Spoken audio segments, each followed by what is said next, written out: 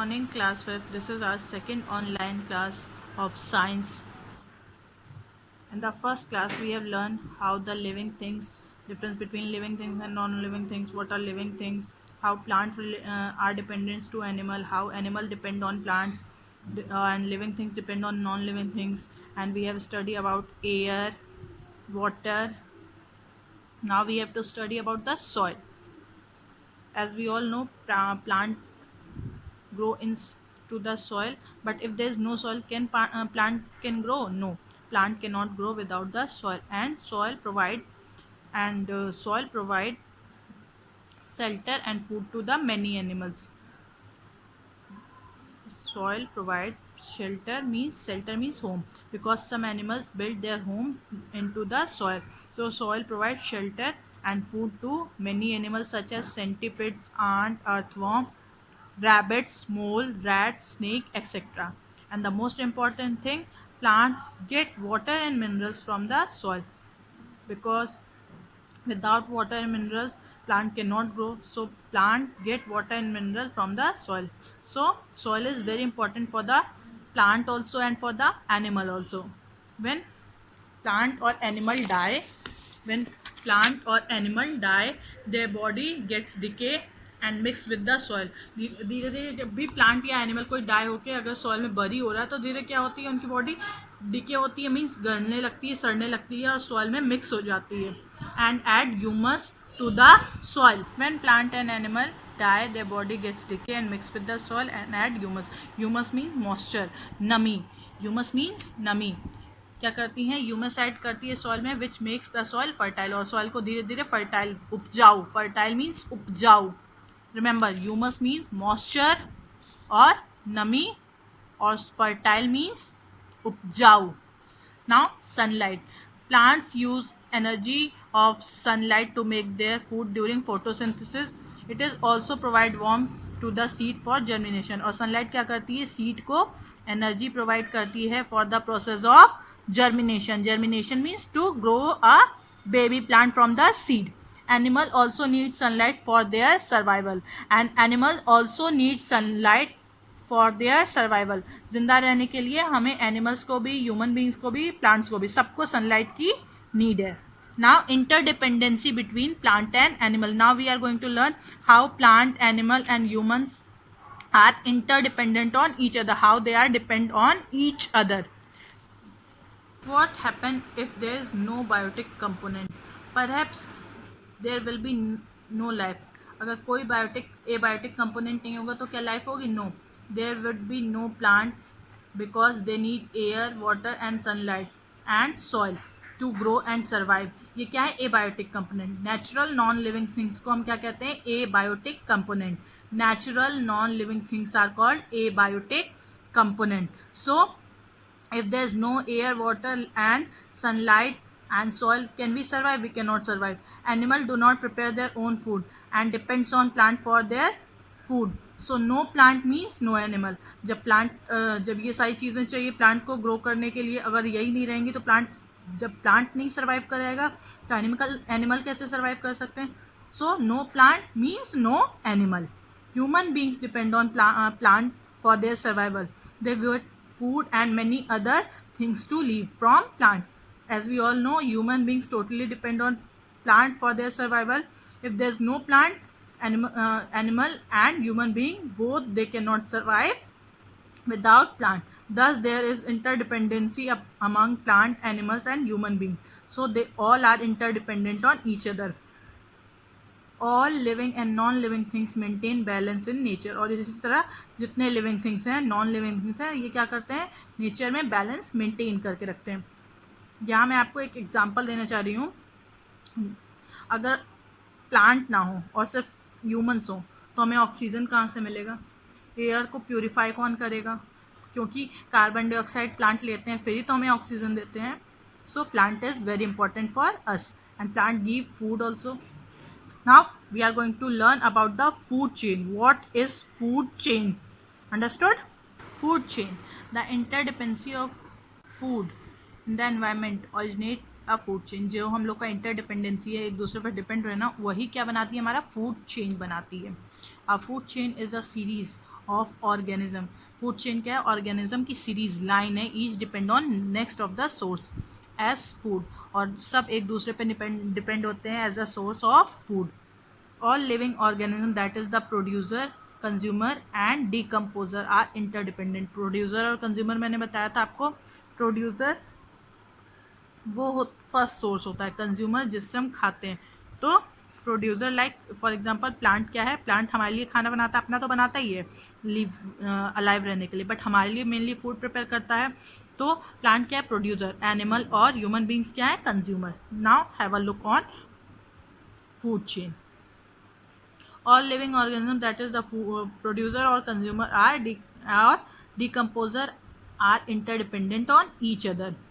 Producer are green plant that prepare their own food by using water, carbon dioxide and sunlight. Producer क्या होते हैं? green plants होते हैं जो कि अपना खाना खुद बनाते हैं with the help of water, carbon dioxide and sunlight. Consumer all living things like animal और human being, जितने भी living things हैं, चाहे वो एनिमल्स हों चाहे ह्यूमन बींग्स हों, दैट आर डायरेक्टली और indirectly dependent for their food on plant. वो क्या है? डायरेक्टली और इनडायरेक्टली फूड के लिए प्लांट्स पे डिपेंडेंट, जो कंज्यूमर होते हैं। अंडरस्टूड? जो कंज्यूमर होते हैं वो डायरेक्टली या इनडायरेक्टली प्लांट्स पे डिपेंड होते हैं। डायरेक्टली या तो डायरेक्ट वो प्लांट खा रहे हैं, या इनडायरेक्टली कि वो कुछ और खा रहे हैं और जो जिसको वो खा रहे हैं वो प्लांट खा रहा हो। तो इनडायरेक्टली मीन्स ये, अभी हम आपको एक फिगर के थ्रू ये पूरा बताएंगे। डायरेक्टली और indirectly depends on food are known as consumer, not decomposer. Decomposer are organism like bacteria. Decomposer क्या होते हैं? बैक्टीरिया या फंगस, ये सारी चीज़ें होते हैं जो जितने भी डेड एनिमल्स हों उनको सॉइल में मिक्स करते हैं and add humus. Decomposer are organism like bacteria which break down the dead animal and plant. जितने भी डेड एनिमल्स हैं या जो प्लांट्स की लीफ देखिए आप डेड फॉल होकर गिर जाती हैं, वो धीरे धीरे क्या होती हैं? डिके हो जाती हैं, मिक्स हो जाती हैं गल के। और डिकम्पोजर का यही काम होता है कि सॉइल में किसी भी चीज़ को मिक्स कर देना। वो बैक्टीरियाज होते हैं सॉइल में, वो उनको क्या करते हैं? डिकम्पोज करते हैं। Now have a look on food chain diagram. This is your food chain diagram. Look, have a look. This is your food chain diagram. Understood? Plants. This is the plant. Plants are the producer. You can see here producer, primary consumer, secondary consumer, and decomposer. Here figure is given. Plants को alive रहने के लिए sunlight चाहिए, ठीक है? Food chain, अब ये देखो सब डायरेक्टली क्या है? एक दूसरे पे डिपेंड है। प्लांट्स को क्या चाहिए? प्लांट्स किस पे डिपेंड है? सनलाइट पे। फिर रैबिट क्या है? हर्बीवोरस एनिमल है, ये प्राइमरी कंज्यूमर है। हर्बीवोरस है तो वो क्या खाएगा? प्लांट्स सिर्फ खाएगा, प्लांट्स को खा लिया रैबिट, ये प्राइमरी कंज्यूमर है।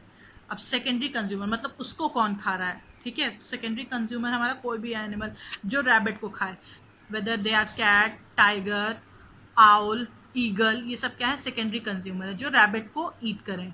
और लास्ट में हमारा फंगी जो मैंने आपको बताया था, और बैक्टीरिया जो सॉइल में, ये जैसे प्लांट्स डेड हो गए या एनिमल कोई डेड हो गया सॉइल में है तो धीरे धीरे क्या करता है?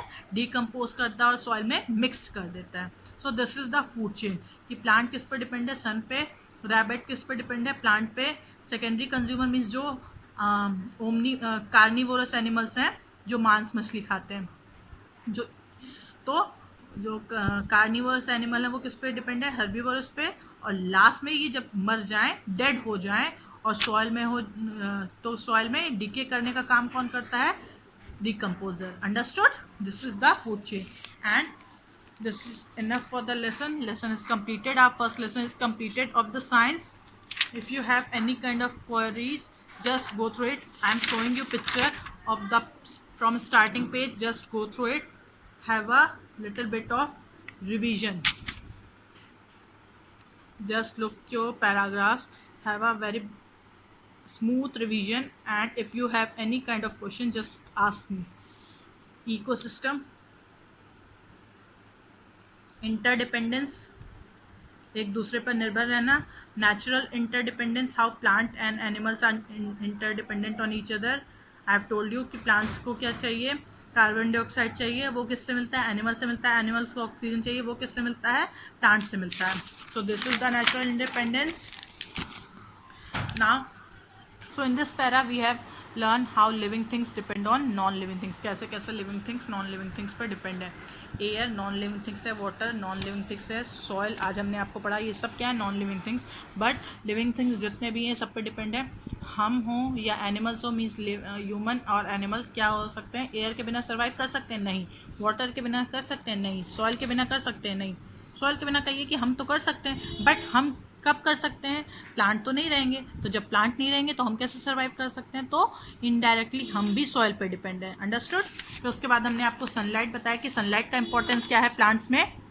फिर सनलाइट का इंपॉर्टेंस हमने आपको बताया कि प्लांट्स में क्या सनलाइट का इंपॉर्टेंट है, कि वो फूड नहीं बनाएंगे और सीड जर्मिनेट नहीं करेंगे, और एनिमल्स क्या होंगे, एनिमल्स भी सनलाइट के बिना ग्रो नहीं करेंगे।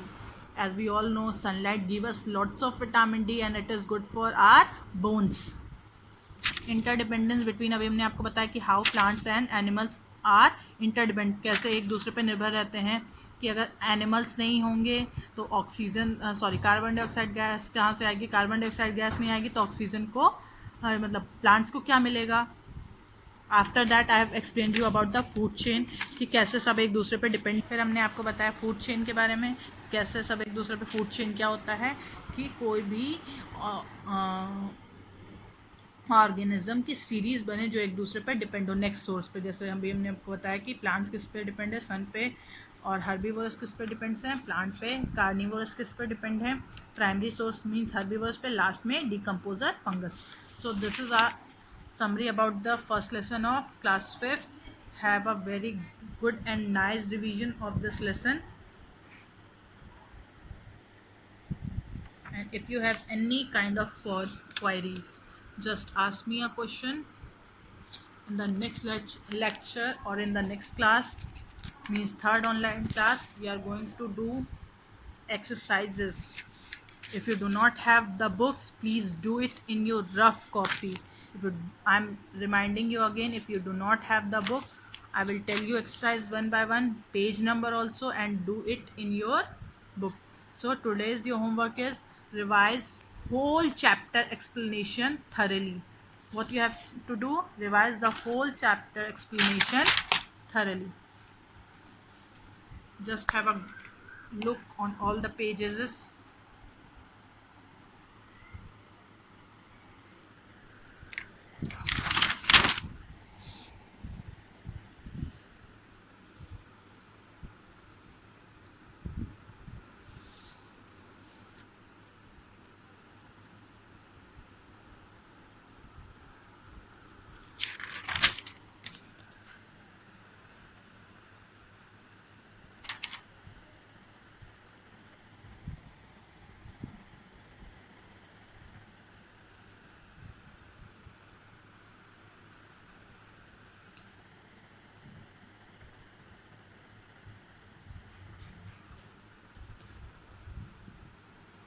I have shown you all the paras again because there's some confusion that you have not get the clear picture in the first class.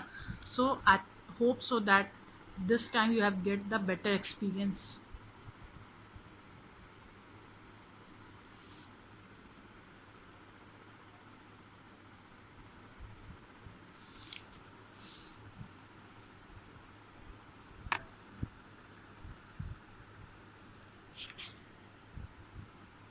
Again, I'm telling you, revise the whole lesson. This is your homework. Revise the explanation. Have a good day. Bye bye.